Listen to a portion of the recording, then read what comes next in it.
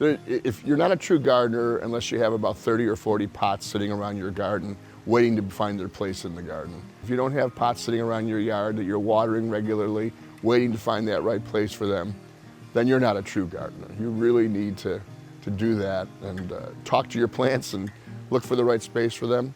And like I said, there's never enough, never enough. And as you'll see here, we have a ton of plants in pots. This is my hobby.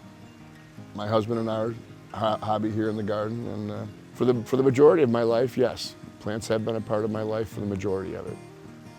I used to grow, gosh, my old bedroom where I grew up was a large bedroom in Hamburg on the second floor, and it was loaded with cactus and house plants and 3 20-gallon aquariums as well. So I had the whole thing put together. I was doing aquatic gardening and succulent gardening, cactus gardening, and you name it.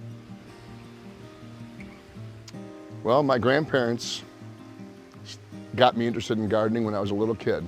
They had cherry tree, beautiful roses. I remember the tulips and the hyacinths on the side of my grandmother's house.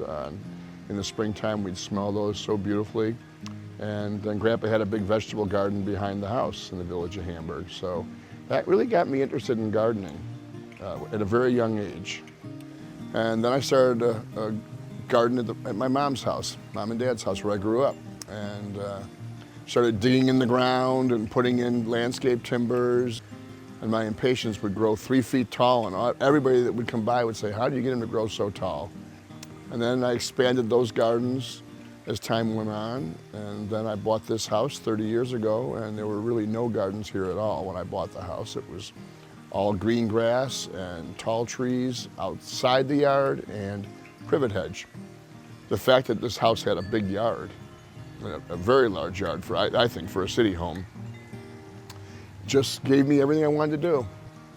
And slowly but surely, I just built all these islands and started gardening.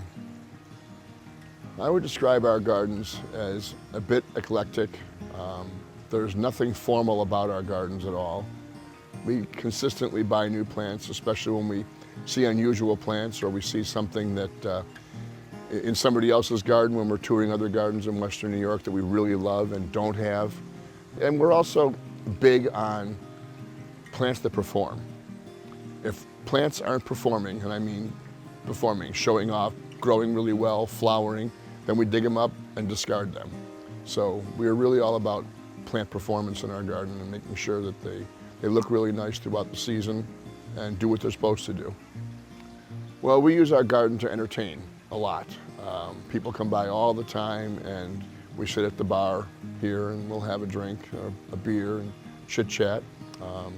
It's really it's a social outlet here for us, and it's kind of our little hideaway just off the main strip here in the city. The most rewarding part of our gardens is really to share it with other people and see the looks on their faces when they come through our gate and ask us questions about things. And I get a rather euphoric feeling many times when I come out into the garden, especially early in the morning before the sun hits and there's dew on the flowers, or after a rain, and in the early evening as well when the sun's setting and everything kind of turns an orange hue. I can't really describe the feeling. This is a 4-dimensional experience when you come out in your gardens.